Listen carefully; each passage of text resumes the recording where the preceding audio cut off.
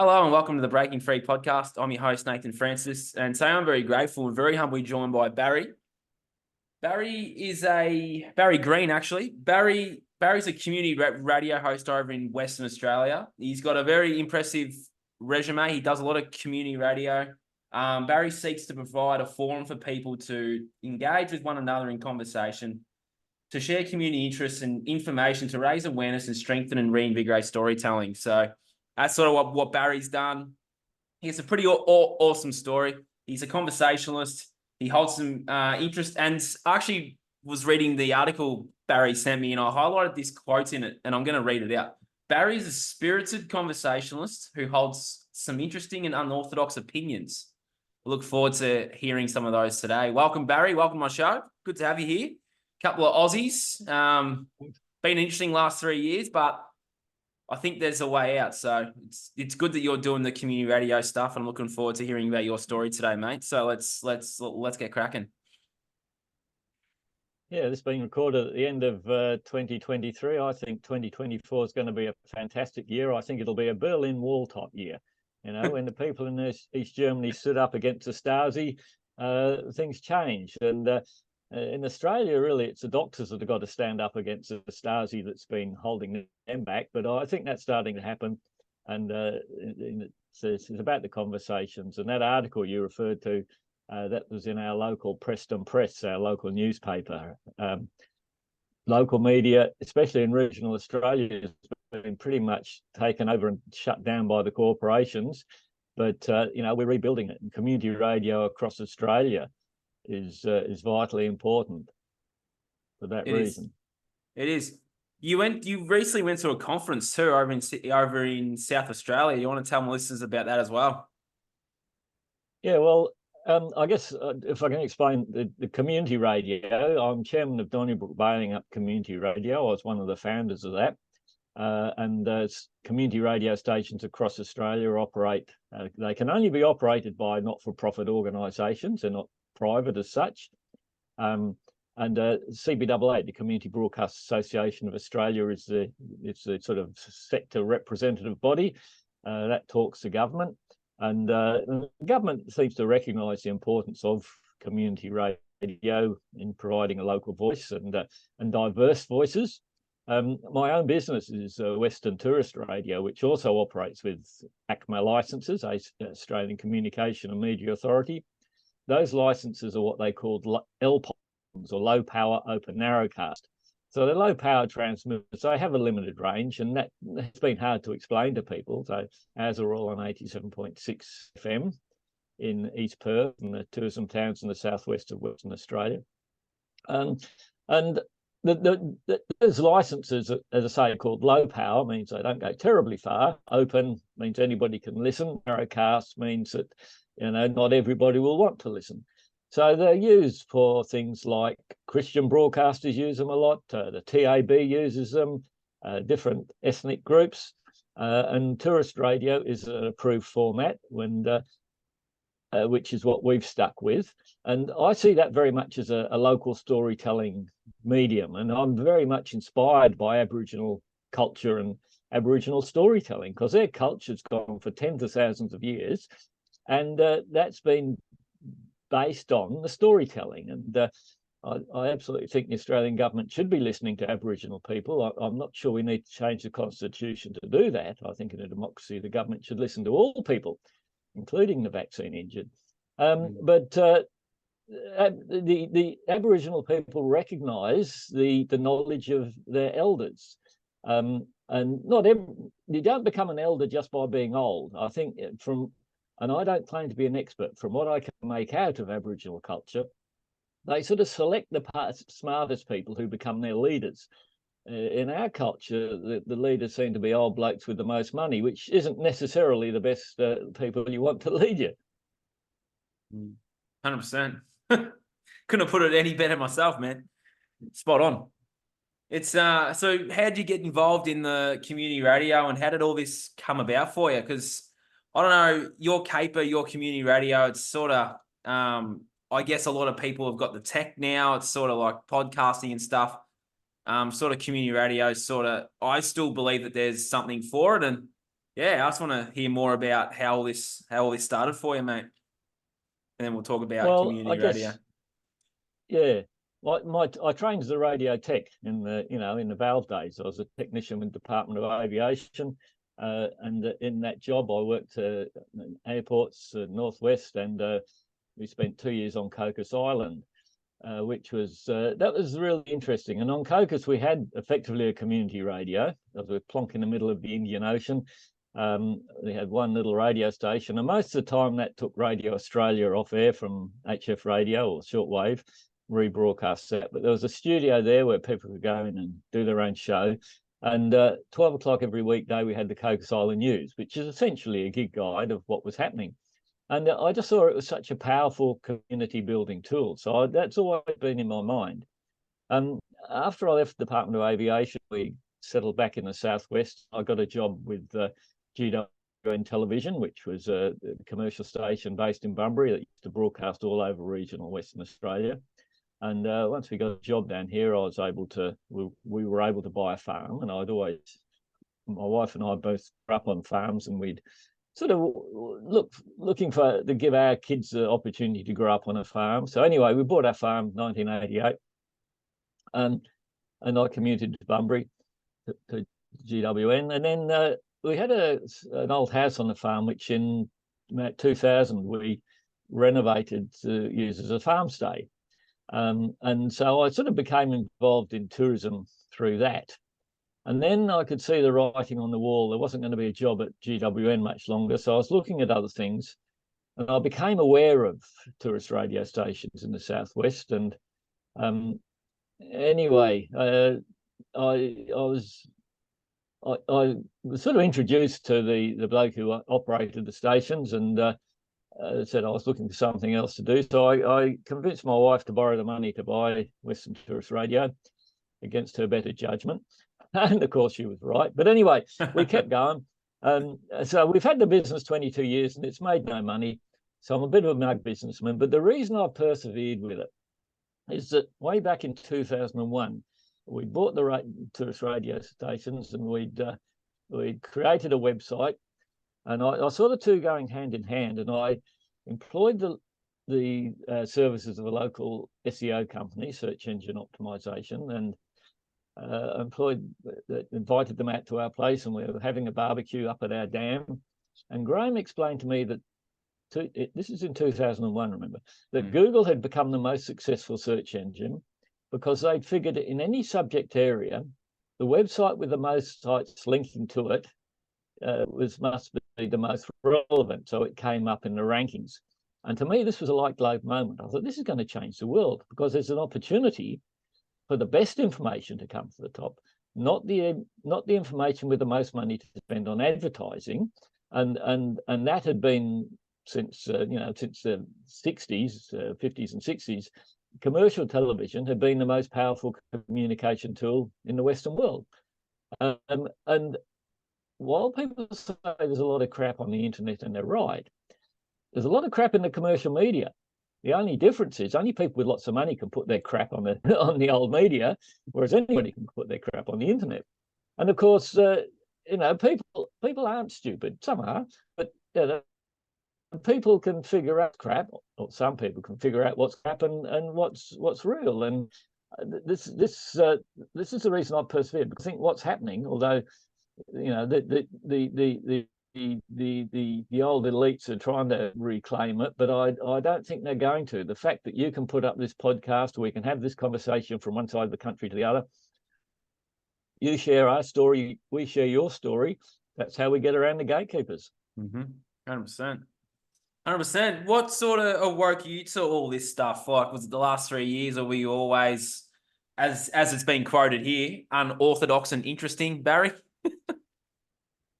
Well, I guess 2018, I was pretty depressed about the ways of the world. We were doing the regen ag thing, or organic agriculture.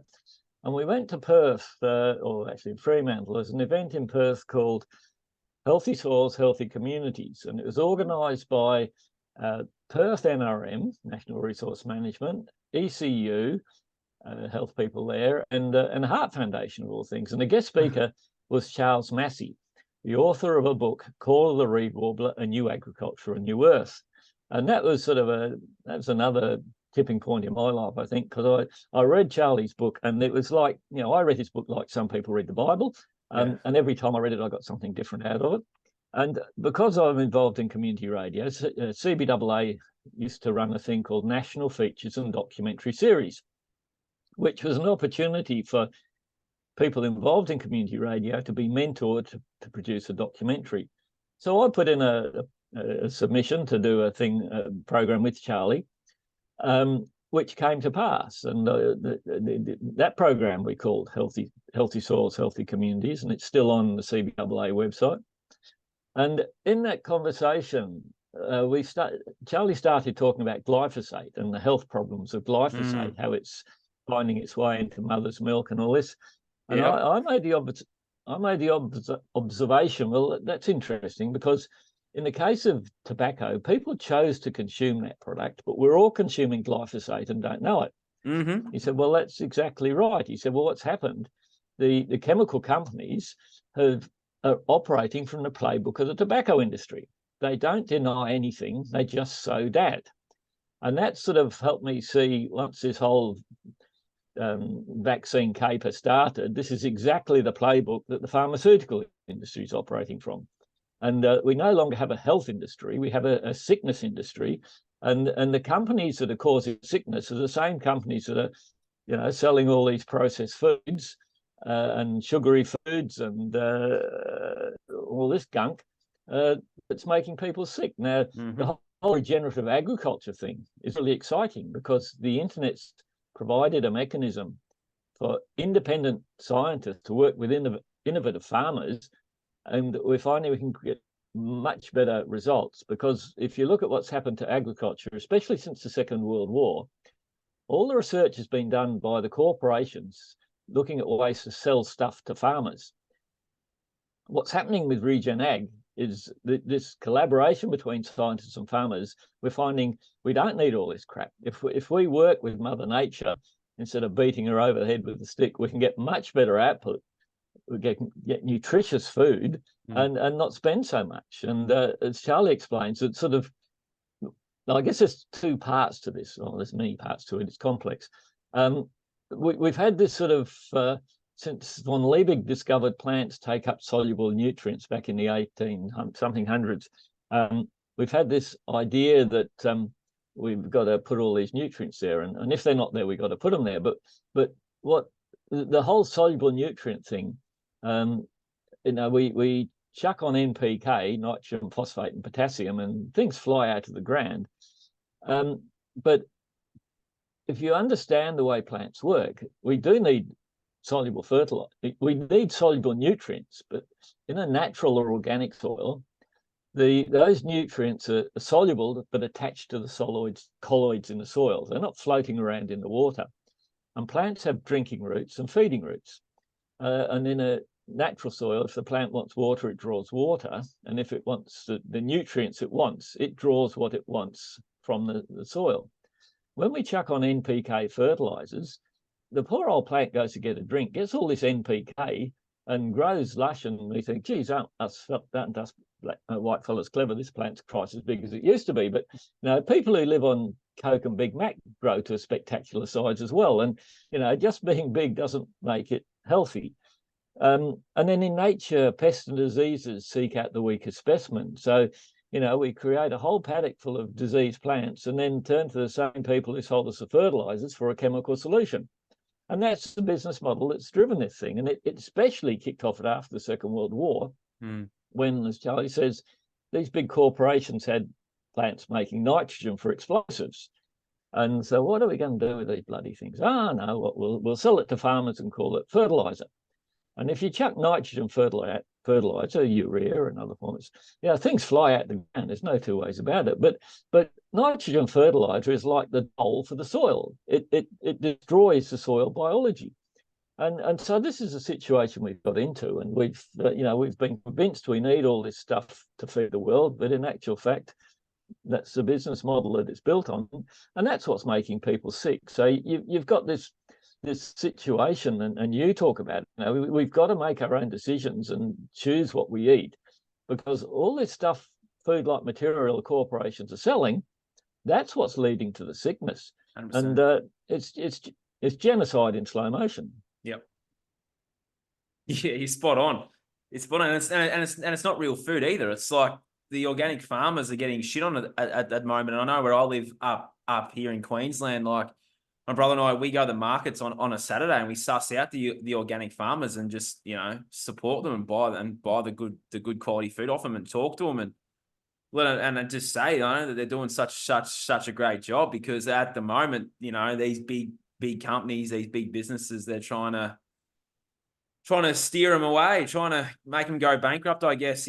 It's interesting what they're doing to the world at the moment. And a lot of people go to these supermarkets and think that it's real food, but 95% of the food in there's not, it's crazy. Yep. Well, I think, Australia led the world in standing up to the tobacco industry. We've got the lowest smoking rates, and that's really got up the nose of the corporations, and they've pretty much taken over the government. So that when we talk about following the science knows that excuse me, that this stuff really isn't fit for purpose. But because we've got this regulatory capture, really, so the government's been taken over by the corporations. And, you've got this situation, a small producer wants to produce some sort of food. There's all sorts of regulatory requirements that they've got to meet to ensure it's safe. But the stuff the corporations are producing is food-like material. It bears no relationship to the sort of what your grandparents or your great-grandparents grew up on. And, we're told, oh, look, people are getting older despite all this. But in actual fact, the people are getting into the 80s and 90s, they weren't eating this crap as kids. And that's why they're getting into those big numbers. This period of time, we're going to see that the current generations aren't going to live as long as their parents. And if they do, the cost of keeping them alive is going to be horrendous. So there's a basic economic thing. And at some point, the government's going to have to wake up to itself, because the government's subsidizing the sickness industry, but we're managing food on the basis of down on price. Houston, we have a problem. And so see how that goes. Yeah, what do you see happening in the future do you see a collapse of this current system that everyone's talking about? Do you see this system collapsing and people like us are going to build something better for the next generations? Because I know that the system that's currently here is not going to be here forever. Yeah, I think you're right. But we have got the existing system, and I think it's a matter of working with it. And while you mightn't like the system, and it's Gerard Rennick is a Liberal senator. Watching him on Hoodie. Are you familiar with Hoodie? Graham Hood? I know Graham Hood, yeah. Yeah, well, he's fantastic. But when Hoodie had him on last time, Gerard was saying, look at all the thousands of people at march in these sort of so-called freedom rallies. But there's only something like 10,000 people in the Liberal Party. And so, if people en masse join the political parties, we can change it, because as the situation is sort of broken at the moment, because it's, they're the gatekeepers. But we can, at some point, that the political parties will change. Now, I think we've really got a government by focus group at the moment, so they keep saying what they think people want to hear. But I think this year there's going to be a tipping point. People are waking up to the fact that we've been conned, and the politicians will be looking for a way to out of the manure they've dug themselves into. 100%. Yeah, interesting. Interesting times ahead. I think it's very, very exciting times ahead for us. I see us actually reclaiming our power and turning the tables. And we've always had the power. There's more of us than there is of them, and that's our power. And it's up to us to help people and empower people to remember that we have always had the power, and we've always had the power to say no too. Absolutely. And that we're having this conversation because I was introduced to you by Amy from the Light Australia newspaper, and I watched your interview with Gerard Tsunami, and it was fantastic. And what I loved about that interview, it was the juxtaposition as an old journalist and a young lady, and so there's the two extremes, and old people do know stuff, and while it is the future is young people, we've got to learn from us old blokes, because we do know some stuff. I agree. That maybe you maybe don't know that you don't know. Exactly. I learned a lot from Jerry in that chat, and for people that are interested, I'll put the link to that conversation with Jerry and Amy in the bottom of this one. And yeah, Jerry stole the show in that conversation. He was awesome, Jerry. We'll give him a shout out.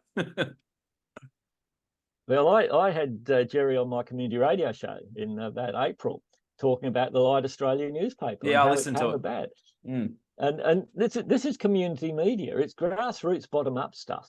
And Charlie Massey's been my inspiration in Regen Ag. He says that change has got to come from the bottom up. It simply can't come from the top down, because the people at the top have fought to get there, and they like it the way it is. But as you say, there's a lot more of us than them.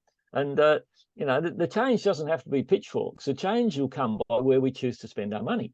Exactly. That's what's going to decide it. And as far we bought some fruit and veg in the shop the other day, and we got a whole box full of stuff for $20. And if you go into the supermarket, for $20 you get maybe a Mars bar and a Tim Tam, all of which will make you crook. Yeah. So there is absolutely a problem at the moment of cost of living, and people are struggling to pay for the food. But it's just a matter of choice of what you choose to spend your money on. The advertising by these corporations would have you believe that we need to eat their crap. But that's a problem, and at some point, the Australian government's going to have to wake up to itself, and because it's sending itself broke. So keeping sick people, not keeping them alive, but trying to it is basically keeping them alive, but we've got to get back to addressing the cause, and that's most health problems come from food. And Dr. Neil Benson, who's a doctor in Bunbury, has written a book called On the Origins of Diseases.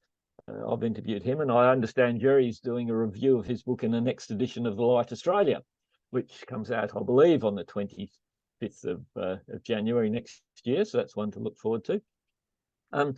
But this is the exciting thing of the old independent media. We're talking each other up, and this is in another life. I'm involved in permaculture, and the key concept of permaculture is stability through diversity, which is completely at odds with the economic model of the last 60 years, which has been economies of scale, and the two are the opposite. So we're creating an incredibly efficient system that's fundamentally flawed. And so if you've got, one player goes down, the whole system's broken. The concept of stability through diversity, which is what we used to have when we had a private enterprise system, when we had lots of small farmers and lots of small shops, and if somebody provided a good service, their business would go well. If they provided a service, their business would go belly up, which is how it should be. But when you allow a handful of companies so much control, it's downright dangerous. It is very, very, very, very much so. And that's what this system is. It relies on us being sick, doesn't it? And the system can't keep going if we're all taking control of our health, and we've got the health back in our hands. That's not going to do that system any good at all. And that's why they give us these meds and give us all this stuff that's just keeping us sick and keeping us down, That's absolutely right. And it's fantastic that you're saying that, because if at some point, the government used to say that. They used to say, don't buy tobacco. They don't say that anymore because they've been bought by tobacco, so it appears. But, coming from you, people of your generation are likely to pay attention to you, whereas if this comes out as a government announcement, it'll be ignored. And this is what's so important about what you're doing. And with agriculture and the soil, like a whole civilization is based on the soil. However tech savvy we might be, all our food comes from the soil. And if you look at history, I've seen several accounts saying this, that throughout history there have been 26 major civilizations that have collapsed when they've destroyed their soils locally. And when you destroy soil, you don't suddenly run out of food, but the nutrition declines, and then you end up with all sorts of physical and mental problems, and the thing spirals down. Now, we're doing that globally, which is all a bit depressing. But what gives me hope is that the internet's allowing us to have these conversations. And so this is what's going to drive change. Don't look to the government. They're the problem, not the solution. I agree. I agree with that. I think they're the problem, and they're creating the problems to bring in their solution. I think us in numbers is the solution. I think if we all came together, that's pretty powerful. If we all came together and just came here, just put our pitchforks down, put our knives down, and said, "Right, let's all come together for freedom." There's a lot of power in that, and our team's building. There's a lot more people that are starting to awaken to the truths that exist within this realm that we live in, and within themselves too. And yeah, it's an interesting time. We're in an interesting time, and I'm very excited for it. These next 10 years are going to decide what's going to be happening for the next 100. So I'm really looking forward to it. It's going to be good. How do you see it? Oh, my connection. Yeah, I think you're right. That might be my end. We've got satellite. Do you want to keep going, or shall I try? No, we're right. I think internet? We're still all right now. I think we're still going all right. We can hear you. So. Yep. Okay. I think 2024 could be a Berlin year type.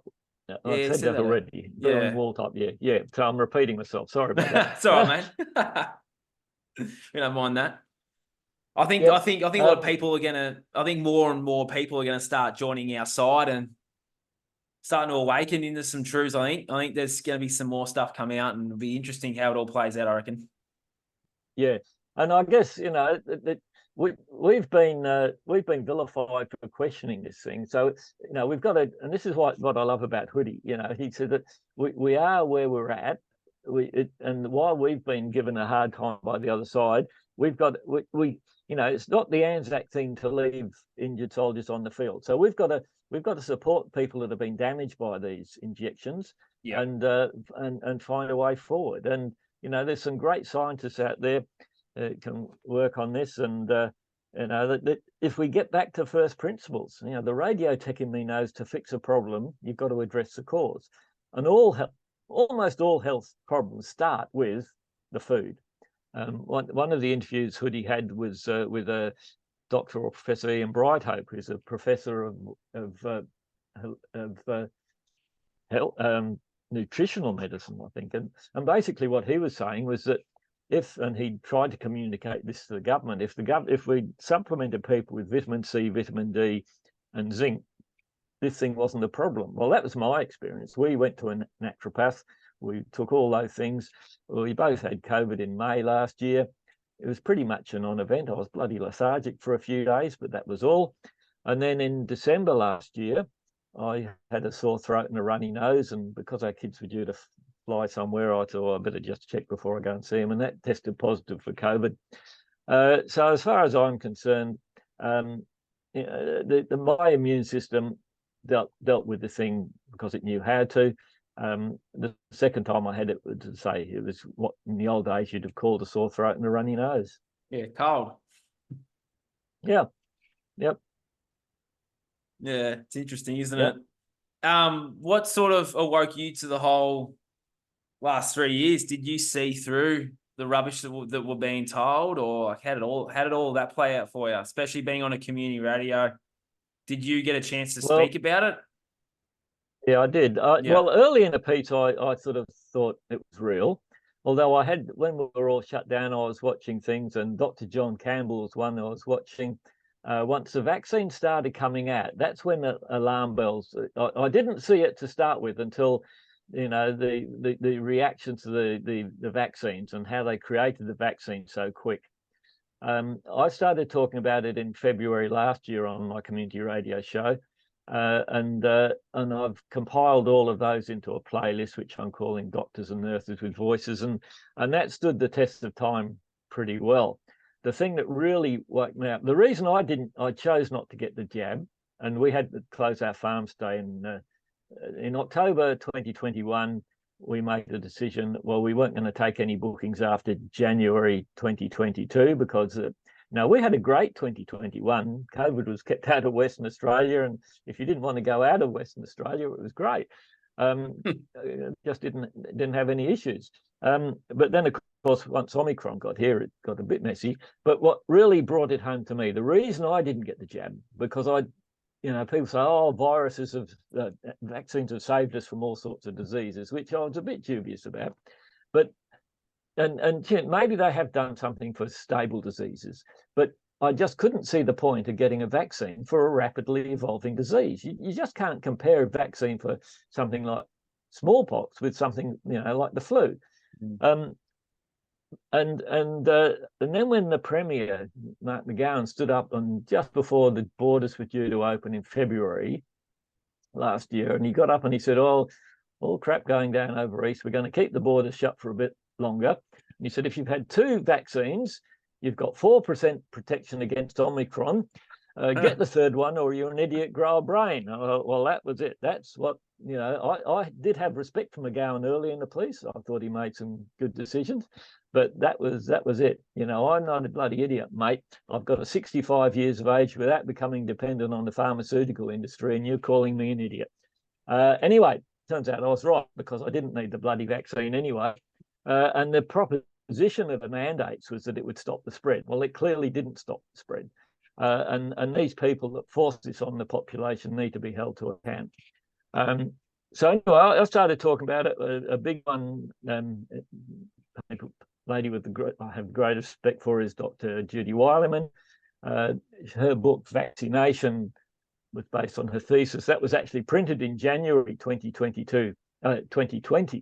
There's no mention of COVID in it. It was all printed before that, but it's exactly what she's talking about. And I had her on the show in April last year. And that interview stood the test of time pretty well. And I was saying, just talking about it, I'm talking about it with some trepidation. Now, that shouldn't be the way in Australia. We're a liberal democratic country. Why the hell can't we talk about something? It's not science if you can't talk about it. Yeah. As Judy said, if you can't talk about it, it's religion, not science. Now, in saying that, I mean no disrespect to Christianity, but Christianity I've come to see is quite different to religion. I'm not one bit religious. I was born and raised a Catholic, but I've turned my back on religion since I found out what they were doing behind closed doors. I was like, I'm not involved in that anymore. Well, this is what I find is so interesting about Hoodie, because he's coming at it from a very, very, very Christian perspective. And that's what I say. I see Christianity is different to religion. Now, Christianity, and in fact, most religions in their origins guided the different societies as, like Aboriginal culture. Their storytelling has guided their cultures. They only became a problem when, I guess the populations grew and different ideologies bumped into one another. And the old blokes at the top were all about power. And that's the problem. There's nothing fundamentally wrong. And I was brought up going to Sunday school and the 10 Commandments and all that, and there's nothing wrong with that. That's a good thing. But it's the corporatized religions are just like any other corporation, and the fact that these churches came out and pushed this agenda, that's as far as I'm concerned, that's destroyed their reputation.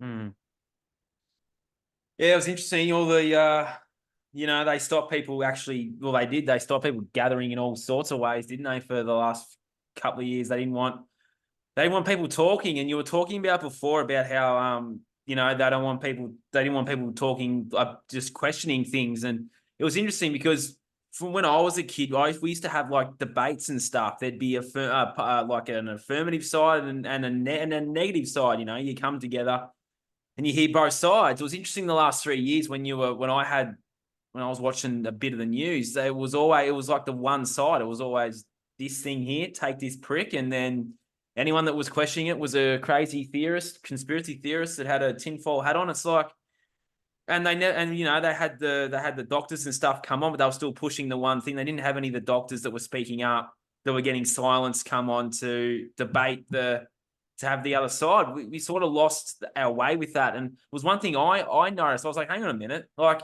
we used to always have at least someone else questioning the other person that was pushing it. And then obviously they would label them crazy and different things and try and discredit that person. But at least there was a debate, so people heard both sides. This was just pushing one narrative. And yeah, that's sort of, well, I was like, that's sus. Like, that's not okay either. Absolutely. And that's just what, like I said with the interview with Judy Wileman, I just couldn't believe that our ABC was vilifying those of us lateral thinkers who were questioning this vaccine. The ABC that supports all sorts of minority groups, and those of us that are questioning the vaccine were a minority group. Yeah. And our ABC was vilifying us. Yeah. I used to consider myself a bit left of centre, and I used to love the ABC.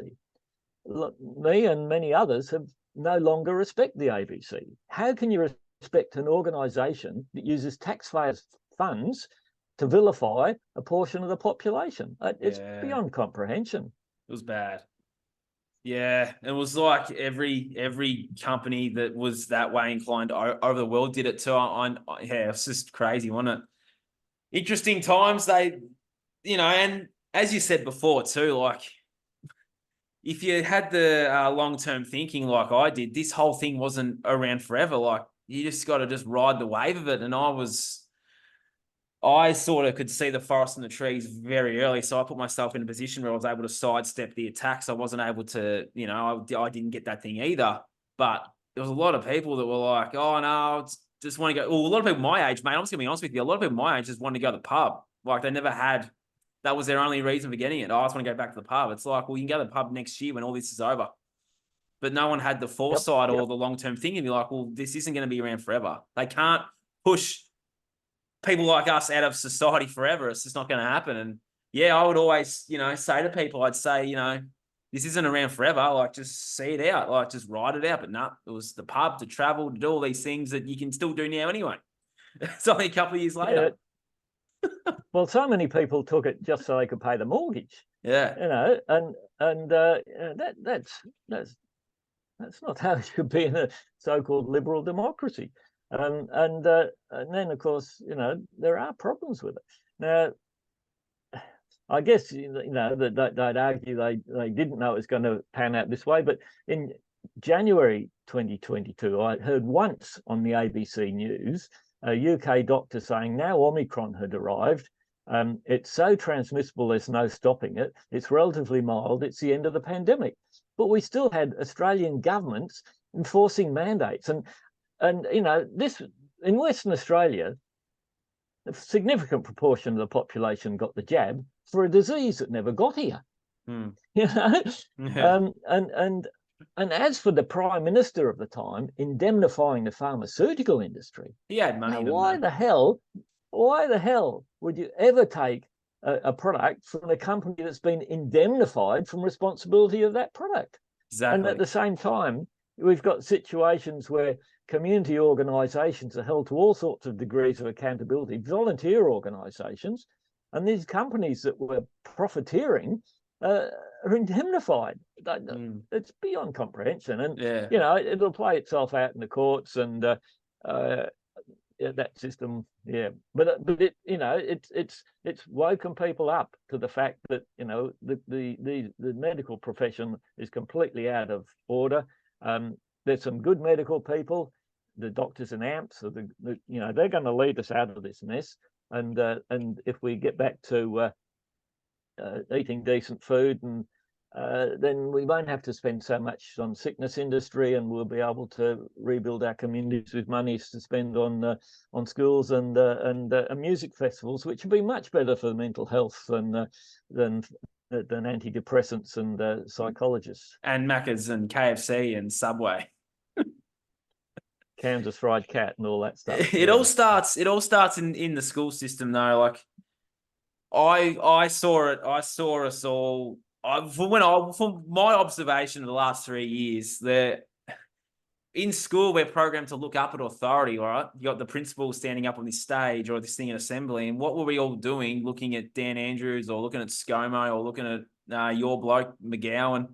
Everyone's looking up at authority. They had their blue ties on, their red ties on, or their blue suit. And they were, people were following their lead the way you follow at school. It's like this whole system, like I see us building another system that's got humanity's best interests at heart, because this current system doesn't have our best interests at heart. And it's the whole system. It's not just the medical, it's not just the education, it's the food, it's the water, it's everything. It's big tech, it's the whole lot, mate. I see us building something better. And if this system is to stay here, great. But I see us just turning our back on it and just building something better, because I think and feel, and I know in my heart, that humanity needs something better than what's currently being served up. I'm sure you're right. And I've been system. saying, it's a matter of seeing the silver lining behind every cloud. And I've been saying for some time, I think COVID's been sent to save us, because it's exposed the complete overreach of the pharmaceutical industry over our government. Yeah. It wasn't as obvious before, but it is now. And as for AHPRA, the regulator, health regulator, that organisation's completely out of order. And the science, this idea that you don't question the science is ridiculous. You've got to question it. Yeah. It's a corrupt system. It's all about money. Absolutely. Yep. And if humanity was taking care of themselves and was eating the right food and were looking after themselves, then this system wouldn't even be here anyway, because it profits off our sickness. And that's why it's still currently here. The more people that take care of themselves, take back their power, take back their health, the more this system will start to crumble. Which it already is now anyway. Like Queensland are knocking back to 4 days a week of school because there's no teachers up here. Teachers are turning their back on this system in droves. It's happening now. And it's a problem, like I've been involved in Lions all my adult life and community organisations, and I think they're vitally important. But community can do stuff, whereas if they don't do it, the government does it, and that's a problem. Yes. I joined Lions in 1980, and the guest speaker at that meeting I joined at in Roban was a POM, and he said, it's great to see so many active community service organisations in Australia. And at that stage in Donnybrook, we had Apex and Rotary, and then a bit later Lions was formed. So we had 3 community service organisations. And what this bloke was saying in the UK, this is 1980, government's come in and filled a lot of functions that used to be done by the community service organisations, and they've gone by board. That's a problem. The same thing's happened here, and it's created this dependency. And there's been this symbiotic relationship between the media and government, where if something goes wrong, the media says, oh, the government should do something about it. That's a recipe for disaster, because whenever the government sets them to do something, they create a bureaucracy that has a vested interest in failure, because if they ever achieve what they're set up for, there's no need for them anymore. So, we've got to get back to community driving stuff and not become reliant on government, because the government organisations they make all this fuss about supporting volunteers, but they really detest volunteer organisations because they can't be controlled. Exactly. You see, and that therein lies the problem. Yes, spot on, mate. And you can't threaten to sack somebody if they're not being paid. Exactly. And and that's the thing, and that's the great thing you're doing, mate, with this community radio. Like, we need more of it. We need more people just, putting their stuff out there. And it's great that there's still community radio. Like, even your radio caper, like, what do you make of that over the last 30 years? I asked Jerry that question about journalism. What do you make of your caper, mate? Because they're just as controlled as well. They're getting fed what to say, getting their lines spat out to them. You know what I mean?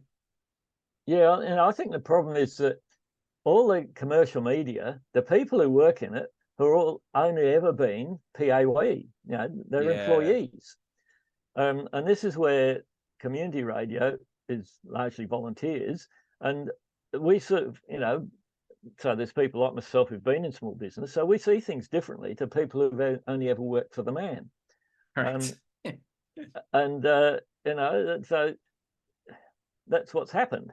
Now, a lot of community stations have pretty much followed the government narrative, and a lot of stations have been reliant on government sponsorship. Now, that's dangerous. Right. Yeah. In Donnybrook, we get no council support. We should be getting some advertising support from the council because they spend money on Facebook getting stuff out. But we can't allow ourselves to become dependent on government. We that's dangerous, because if you're dependent on government, they call the shots. We need to work with them. Communities about government and community working together. They reckon the people, when people are frightened of the government, that's tyranny. That's what we've been through. We need to get back to a situation where the government's frightened of the people. And that's not because we're going to go after with pitchforks. That's because, we've got to take back this country from the corporations. One step at a time. Which is, one step at a time. Yeah, it's like eating an elephant, isn't it? One bite at a time. That's it. And if you look at it, it all seems overwhelming. And this again, Hoodie thing, he says, well, all the hassles or problems we've faced, he said, but just remember, what you did yesterday got you today, and what you do today will get you to tomorrow. Exactly. And this is what community is about. It's about working together. It's about talking each other up, not tearing each other down. Yes. They're all about creating division. First, we were divided over the vaxxed and the unvaxxed, and I'm not an anti-vaxxer. I volunteered to be part of the control group in Greg Hunt's vaccine trial. And then they tried to divide us over the voice. Now, the only people who thought that was a good idea are people in Canberra. So that sort of says a lot, I think. Yeah. Yeah, and they're dividing us. I think there's a lot of debates. Doesn't matter whether you're what side of the fence you're on. I think there's a lot of that. They want humanity divided so they can conquer us, really. The old divide and conquer strategy. Absolutely. But they've misunderstood it, you see, because they're building this thing around the internet. Now, as long as you've got a website and I've got a website, and I promote what you're doing and you promote what I do, that's how we get around the gatekeepers. So they think they're going to control us via the internet. That's how arrogant and stupid they are. They're building a system on the internet. But misinformation, they'll call it misinformation. The government's been the main purveyor of it. Yep, 100%. Yeah. And you look at who has invested interest in all this stuff, like I was trying to say to people 3 years ago that the people that are telling you to do all this have invested interest in it. They're just making money. Absolutely. I looked into Palaszczuk. Her father owned the biggest DNA database in the world. You look at ScoMo, he had shares in the jab companies. You look at Dirty Danny, he was in with China. It's like they all have invested interest in this. They're all promoting this stuff because they're all invested in it. So they're all making the money, taking it from you. That's why it's here. It's all a money grab. And it's like, you just had the eyes to see. You just had to look all that up. All the information was there. Then you look at the bloke that was in Victoria, that health guy. He had his sister was was on bloody the World Economic Forum. She was a board member or something. It's like, well, far out. You've got to wonder. What's his name? You've got to wonder about someone. Was his name Sutton from Victoria? His sister was on the board of the World Economic Forum. Like, it's all there. You've got to wonder. You've got to wonder about the unions, and which run the Labor Party, but the unions didn't stand up for their members who saw through this. That's a bit, and then you got the likes of our former leader that went from being the Labor Party. He's now got a cushy little number with BHP. So we've got away from a private enterprise system. We've got the capitalists and communists are in bed together. We've got to get back to a private enterprise society, which we used to have in Australia. And I just can't understand the Liberal Party, who purport to be private enterprise people, but they've overseen conversion of Australia from a private enterprise nation to a nation of serfs to foreign multinational corporations. But we're creating the new media, and this is private enterprise. Yeah, we are. We are the way. People will follow, and we'll build something better to what's currently being served up. If there's someone listening, Barry, that's that's just sort of gone, oh, geez, there's some truths out there that I didn't know about. What would be your advice to that person if they're just starting to awaken to all this stuff? Good question. It is, isn't it? Well, yeah. Well, remember, the outcome will be determined by where you spend your money. Yeah, well right. said. So if you think McDonald's is a problem and Coca-Cola's a problem, don't go there. And this is what will change it. Yeah. We live in an economic system that's driven by where people choose to spend their money. Agreed. That's well said. And that was an awesome, yeah. So our little company, Western Tourist Radio, we operate tourist radio stations in Perth and the Southwest. Our website's a bit old and clunky, needs an overhaul, but I got to the point after 20 odd years that, I'm not quite sure where I'm going with it, but it's still there. Yeah, that's good. And it can be overhauled. But the thing in tourism, what happened, initially I was just linking to any tourism business that would link back to us, and I could build traffic that way. But what's happened since then, you've got the booking.coms and all that, they're coming in, they're taking 20% offshore. What I've endeavored to do with our website is to use it to connect punters travelers direct to local business. And if we can do that, not commission based, we just want to charge a little bit of money off of lots of businesses and encourage, I guess you might say our business model is based on providing a voice for community and small business. So if McDonald's come to me to advertise, I'm not interested. Yeah. That's awesome. Our niche is to provide a voice for small business.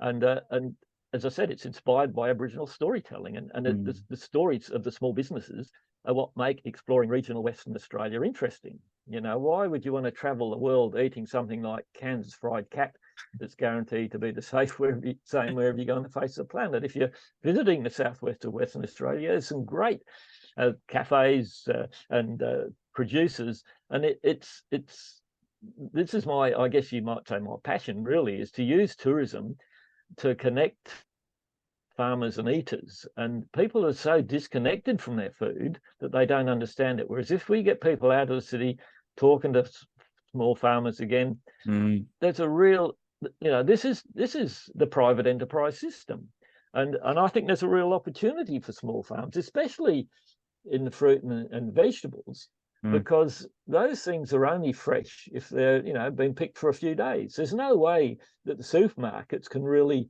do that. So I think that we'll get back to creating an opportunity for small producers again, and supply direct, and cut out these middlemen. I agree. That was an awesome chat, man. Barry, thanks for jumping on and thanks for connecting. Can anyone anywhere in the country, can they listen to your community radio, or do you have to just be local to Donnybrook? Can they jump on and listen to your old episodes somewhere? Yeah, the community radio, Donnybrook Community Radio, Donnybrook Bailey Community Radio, it's part of the CBAA, Community Broadcast Association Australia. You can listen to community stations via the Community Radio Plus app. Awesome. Community Radio Plus. So you can listen to any community station anywhere in Australia by then. And, cool. If you're around Donnybrook, you'll probably come up with Donnybrook, but you can listen to them anywhere. The tourist radio, we're not streaming at this stage, but all our program is on SoundCloud, and I'm trying to figure my way around podcasts. This technology's got away from me a bit. I need a bit of help to sort it out. But I'll help you. The program content. That'd be good. So if you go to our website's touristradio.com.au, yep, need a bit of work.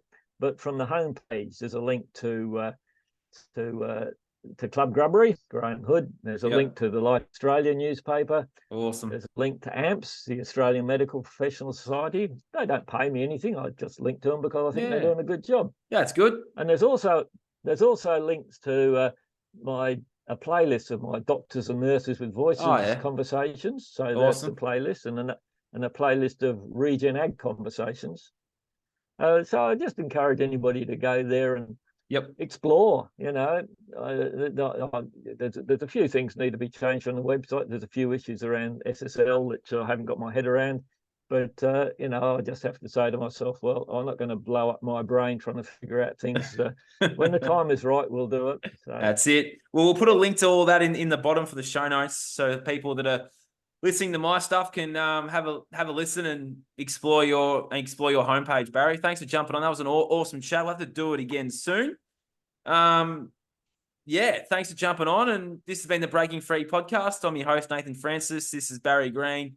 We'll see you guys again real soon. Take care and keep being the best version of yourself. Thanks, Barry. We'll talk again soon. Cheers.